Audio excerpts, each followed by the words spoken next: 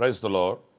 ప్రభు అయిన యేసుక్రీస్తు నామములో మీ అందరికీ మా హోసనా మినిస్ట్రీస్ తరపున హృదయపూర్వకమైన వందనాలు తెలియపరుస్తున్నాను.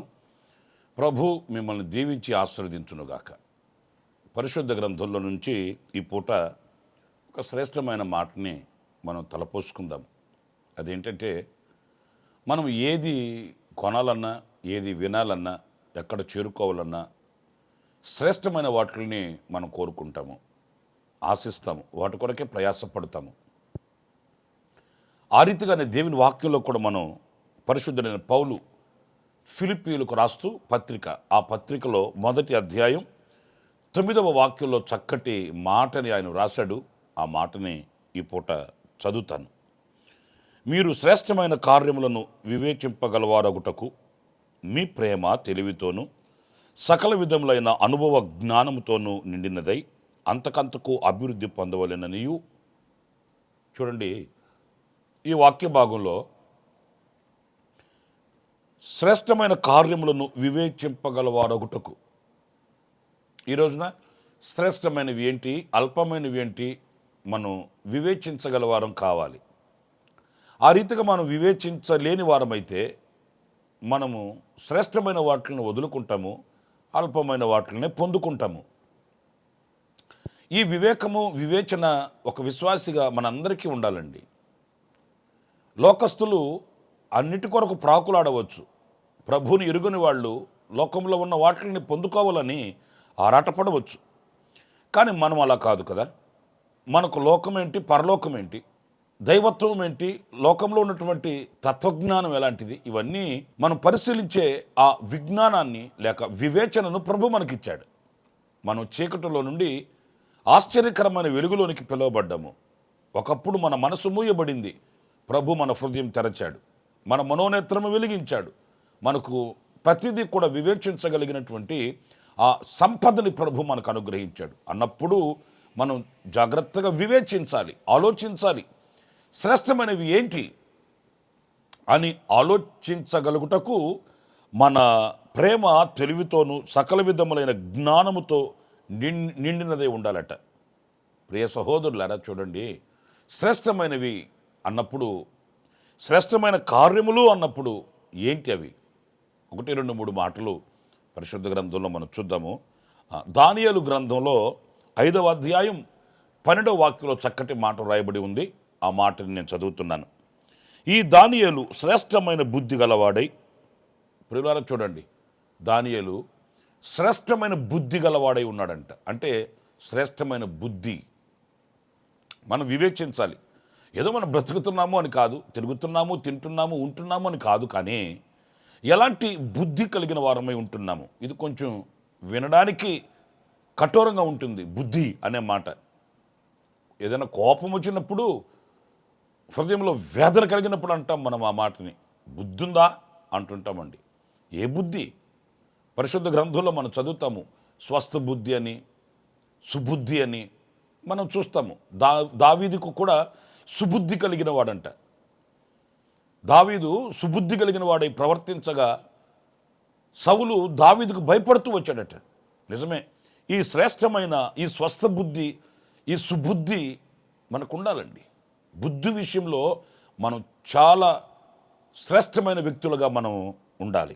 ఎందుకంటే సాతానుగాడు ఏం చేస్తాడు అని అంటే, మొదట మన బుద్ధిలో మార్పును తీసుకుని వస్తాడు, కఠినమైన మనస్తత్వాన్ని ఇస్తాడు, కఠినమైన మాట, వాక్శుద్ధి ఉండదు. ఇలాంటివన్నీ సాతాను మనకు చేరువ చేస్తాడు.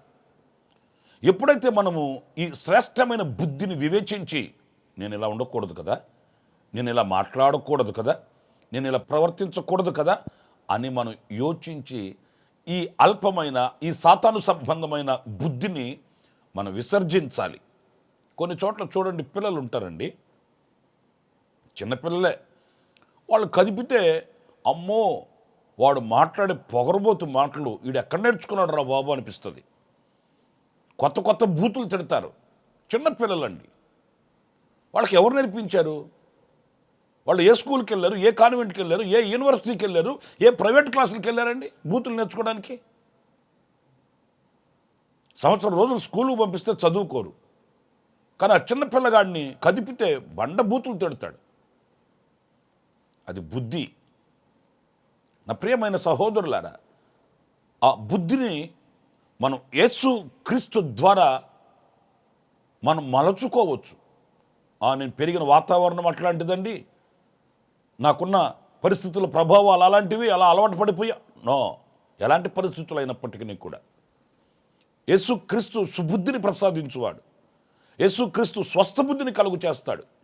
మంచి శ్రేష్టమైన బుద్ధి. చూడండి, బబులోనులో మరి దానియేలు, షడ్రక్, మెషక్, అబేద్నెగోలు వంటి వారు వాళ్ళతో కలిసిపోలేదు, వాళ్ళతో మింగిలైపోలేదు. వాళ్ళలాగా వీళ్ళు మాట్లాడడం, వాళ్ళలాగా వీళ్ళు తినడం, వాళ్ళలాగా వీళ్ళు త్రాగడం, వాళ్ళలాగా వీళ్ళు అన్నిటి కొరకు పరుగులు తీయడం లేనే లేదు. వీళ్ళకంటూ ఒక శ్రేష్టమైన బుద్ధి ఉంది. ఆ శ్రేష్టమైన బుద్ధితో వాళ్ళు దేవునిని ప్రకటించారు, దేవునిని ప్రత్యక్షపరిచారు. మహోన్నతుడైన దేవుడే షడ్రక్, మెషక్, అబేద్నెగోలు, దానియేలు వంటి వారి యొక్క దేవుడే దేవుడు అను రాజు సహితం మరి సాక్ష్యం ఇవ్వగలిగినటువంటి ఆ మార్పుని వాళ్ళు దేశంలో తీసుకుని రాగలిగారండి. కనుక నా ప్రియ సహోదరులారా, బుద్ధి విషయంలో మనం జాగరూకులమై శ్రేష్టమైన బుద్ధిని మనం కలిగి ఉండాలని దేవుని వాక్యం చెప్తుంది. ఇంకొక మాట నేను మీకు చెప్తాను. ఆదికాండం 49వ అధ్యాయం 20వ వాక్యంలో మనం చదివినప్పుడు, ఆషేరు నొద్ద శ్రేష్టమైన ఆహారము కలదు, రాజులకు తగిన మధుర పదార్థములను అతడిచ్చును. ఇక్కడ ఆషేరును గురించి మనం చదువుతాము. అతని దగ్గర శ్రేష్టమైన ఆహారం ఉందంట. అది రాజులకు తగిన మధుర పదార్థం అట. అంటే ఇక్కడ మనం ధ్యానించవలసింది ఏంటి అనంటే, శ్రేష్టమైన ఆహారము. ఈ శ్రేష్టమైన రాజులకు తగిన మధుర పదార్థము అతని దగ్గర ఉంది. అంటే అతని దగ్గరికి వెళ్ళిన వాళ్ళకి ఈ శ్రేష్టమైన ఆహారాన్ని పెడతాడు, ఆహారాన్ని ఇస్తాడు. కొందరి దగ్గరికి మనం వెళ్ళి కూర్చుంటే వాళ్ళు చెప్పే మాటలు మన మనసు చెడిపోతుందండి, మన హృదయం పాడైపోతుందండి. వాళ్ళ దగ్గర మంచి పదార్థాలు ఉండవు, వాళ్ళ దగ్గర మంచి మాట శైలి ఉండదు. లోకపు వార్తలు, మనసుని పాడు చేసే అపవిత్రమైన మాటలు చాలా సులువుగా మాట్లాడతారండి. కానీ రాజులకు తగిన మధుర పదార్థములు, అంత ఉన్నతమైన, ఉత్తమమైన, శ్రేష్టమైనటువంటి ఆ అనుభూతి ఆషేరునొద్ద వద్దంటండి. నా ప్రియ సహోదరులారా, ఇది లోకం కదా. లోకంలో అన్ని విధాలైన, అన్ని రకాలైన స్వభావాలు కలిగిన వ్యక్తులు మనకు తటస్థిస్తారు. ఎంపిక చేసుకోవడం మన చేతిలో ఉంటుందండి. నేను ఎవరితో స్నేహం చేస్తున్నాను, నేను ఎవరితో కలిసిమెలిసి బ్రతుకుతున్నాను, ఎలాంటి అనుభవాలు కలిగిన వ్యక్తులతో అడుగులు వేస్తున్నాను, ఎలాంటి మాటల్ని ఆస్వాదిస్తున్నాను, ఇవన్నీ మనం ఆచితూచి మనం అడుగులు వేయాలండి. ఆ లోకం కదండి, అందరూ కలిసి ఉంటున్నారు కనుక మనం కూడా కలిసిమెలిసి బ్రతకాలి కదా, కలిసిమెలిసే బ్రతకాలి. కానీ ఎవరితో కలవాలి, ఎవరితో మనం అడుగులు వేయాలి, స్నేహబంధాన్ని ఏర్పరచుకోవాలి, ఎవరి దగ్గర ఎలాంటి అనుభూతి కలుగుతుంది అనేది మనం ఆలోచించుకోవాలి. మరి ఆషేరు లాంటి శ్రేష్టమైన ఆహారం కలిగిన, శ్రేష్టమైన మధుర పదార్థములు కలిగిన వ్యక్తులతో మనం కలిసినప్పుడు వాళ్ళ దగ్గర మనం ఆ శ్రేష్టమైన సంగతులు వినగలుగుతాం. మరి ముఖ్యంగా ఈ రోజుల్లో ఈ సోషల్ మీడియా పెరిగిపోయింది. ఏది వాస్తవమో ఏది అవాస్తవమో గుర్తించట్లేదు, ఏది ప్రకటించాలి ఏది ప్రకటించకూడదో తెలియట్లేదు. మనసును పాడు చేసే విషయాలు, హృదయాన్ని తొలిచివేసే విషయాలు, ఎదుటి వారిని వేధించి బాధించే విషయాలు, ఎదుటి వారిని అవమానపరిచే మాటలు మన చెవిని పడుతున్నాయి, మన చేతిలో ఉంటున్నాయి. నా ప్రియ సహోదరులారా, మనం జ్ఞాపకం చేసుకోవాలి, నేను ఎలాంటి అనుభవాల్లో ఉన్నాను. నేను మంచిని పంచే విషయంలో నేను ఎంపిక చేయబడ్డానా, లేక చెడుని విత్తుతూ అనేకుల హృదయాలను చెడుపుతూ. ఈ రోజున ఏదైనా ఒక సందేశం మన సెల్ ఫోన్కి వచ్చిందంటే అబ్బో ఎంత ఉబలాటో కొంతమందికి, 10 మందికి షేర్ చేసి ఆ చెడుని 10 మందికి చెప్పి వాళ్ళ హృదయాలు పాడు చేయడానికి అబ్బో ఎంత సిన్సియర్గా వర్క్ చేస్తామో. అదే ఒక మంచి చెప్పండి, దేవుని వాక్యం పంపండి, దేవుని వాక్యాన్ని ప్రకటించండి, వాటికి అంత ఆసక్తిని కనపరచరు. నా ప్రియమైన దేవుని బిడ్డలారా, మన ద్వారా 10 మంది బాగుపడాలి, మన ద్వారా 10 మంది రక్షింపబడాలి, 10 మంది ఆనందించగలగాలి. గనుక శ్రేష్టమైన మధుర పదార్థములు కలిగిన ఆషేరు వంటి వారు మనం కావాలండి. అంతేగాని మన దగ్గరకు చేరిందంతా అనేకులకు చేరవేసి అపవిత్రత పెక్కు పెరగడానికి మనం సహకరించకూడదు అనేది దేవుని వాక్యాన్ని బట్టి నేను మీకు విన్నపించుకుంటున్నానండి. సోషల్ మీడియా పెరిగిన తర్వాత మనసు పాడవడానికి సులువైన పద్ధతులు కొందరు పనిగట్టుకొని ఉంటారండి. వాళ్ళని గురించి విమర్శనాత్మకంగా మాట్లాడడానికే పనిగట్టుకొని ఉంటారు, కానీ దేవుని మాటలు చెప్పడానికి వాళ్ళకి ఆసక్తి ఉండదండి. కనుక నా ప్రియ సహోదరులారా, ఆషేరు రాజులకు తగిన మధుర పదార్థాలు, అంటే అంత ఉన్నతమైనటువంటి అనుభూతి అతని దగ్గర ఉంది. అది శ్రేష్టమైనదని వాక్యం చెప్తుంది. కనుక మనం మాట్లాడే మాటైనా, మనం వినే ప్రతి మాటైనా అది పరిశుద్ధమైనదై, పవిత్రమైనదై, మధురమైన అనుభూతిని కలిగించేదిగా ఉండాలని ఈ వాక్యం మనకు సెలవిస్తుంది. ఇంకొక మాట కూడా నేను మీకు జ్ఞాపకం చేస్తాను. కీర్తనల గ్రంథం 16వ కీర్తన 6వ చరణాన్ని చదువుతున్నానండి. మనోహర స్థలములలో నాకు పాలు ప్రాప్తించెను, శ్రేష్టమైన స్వాస్థ్యము నాకు కలిగెను. ప్రియులారా, చూడండి, కీర్తనకారుడు ఎంత ఉన్నతమైన శ్రేష్టమైన మాట చెప్తున్నాడు. శ్రేష్టమైన స్వాస్థ్యము నాకు కలిగెను. అవును, దేవుడు మనకు అనుగ్రహించే స్వాస్థ్యం ఎలాంటిది అనంటే, ఈ లోకంలో మనకు సంపాదించుకున్న వాటి వంటివి కాదు. అది శ్రేష్టమైనది, నిరంతరం ఉండేది, శాశ్వతమైనది. మన ప్రభువు అయిన యేసుక్రీస్తు చెప్పాడు, నేను వెళుతున్నాను తండ్రి దగ్గరికి, నేను ఆదరణకర్తను మీ వద్దకు పంపిస్తాను అని చెప్తూ, నేను వెళ్ళి మీ కొరకు స్థలం సిద్ధపరిచి నేను మరలా వస్తాను, నేనుండు స్థలంలో మీరును ఉండులాగున మిమ్మల్ని తీసుకుని వెళ్తాను అన్నాడు మనల్ని. అవును, మన కొరకు స్థలం సిద్ధపరిచి వస్తాడు. అది శ్రేష్టమైన స్వాస్థ్యము, పరిశుద్ధుల స్వాస్థ్యము, తేజోవాసుల స్వాస్థ్యం. అది ఎంత శ్రేష్టమైనదో. ఈ లోకంలో ఉన్నవన్నీ ఒక రోజున పంచవేంద్రములు లయమైపోతాయండి, చాపవలె చుట్టబడిపోతాయి. సూర్యుడైనా, చంద్రుడైనా, నక్షత్రాలైనా ఇవన్నీ కూడా ఒక రోజున ఆరిపోయిన దీపంలాగా మారిపోతాయి. కానీ శ్రేష్టమైన స్వాస్థ్యం ఒకటి ఉంది, యుగాయుగములు నిలిచే స్వాస్థ్యం, దైవరాజ్యం. ఈ శ్రేష్టమైన స్వాస్థ్యాన్ని ప్రభు మన కొరకు దాచి ఉంచి ఉన్నాడట. దేని కొరకు మనం సిద్ధపడదాం? ఈ లోకంలో సంపాదించుకోవడానికి, ఈ లోకంలో ఉండడానికి, ఈ లోకంలో ఉన్న వాటిని అందుకోవడానికి సిద్ధపడదామా, లేక ఈ శ్రేష్టమైన వాటిని పొందుకోవడానికి ఆసక్తి కలిగిన వారమే ముందుకు వెళదామా? ఈ లోకంలో కొంతకాలమే మనం బ్రతుకుతాము, యుగాయుగములు మనం దేవునితో ఉండబోతున్నాము.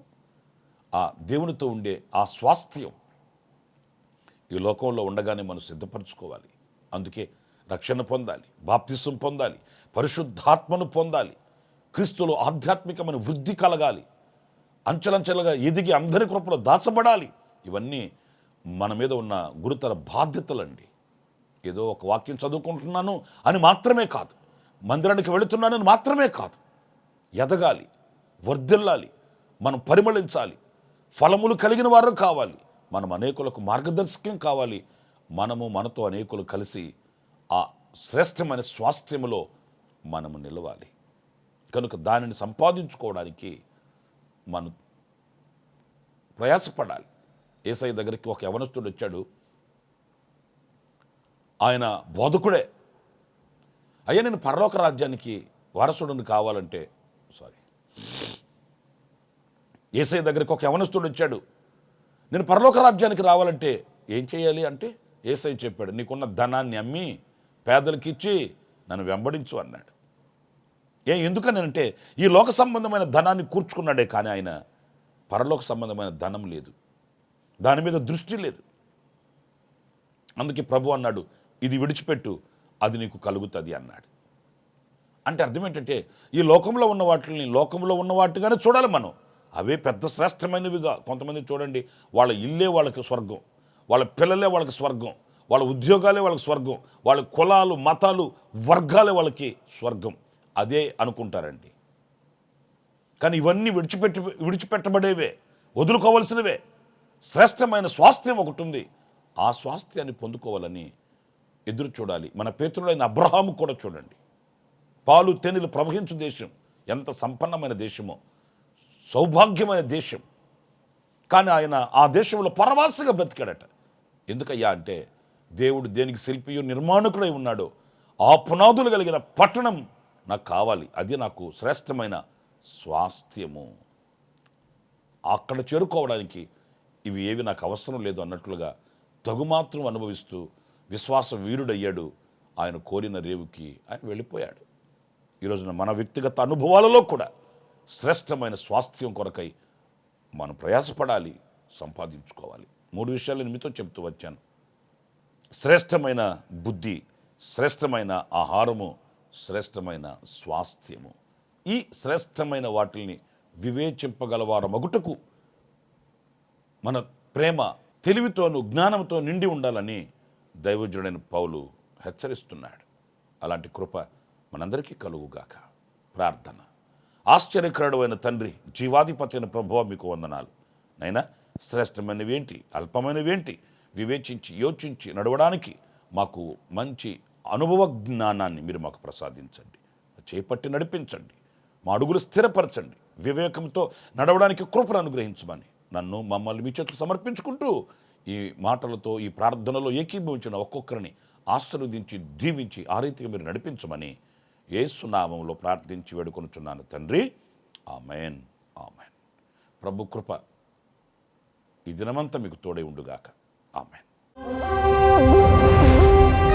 ప్రతి దినము ఈ అనుదిన కృపాను సందేశాల కొరకు, ఇంకా మరిన్ని ఆత్మ సంబంధమైన సందేశాల కొరకు ఈ మా యూట్యూబ్ ఛానల్ ని సబ్స్క్రైబ్ చేసుకోండి. Pastor Ramesh Kosanna ministries.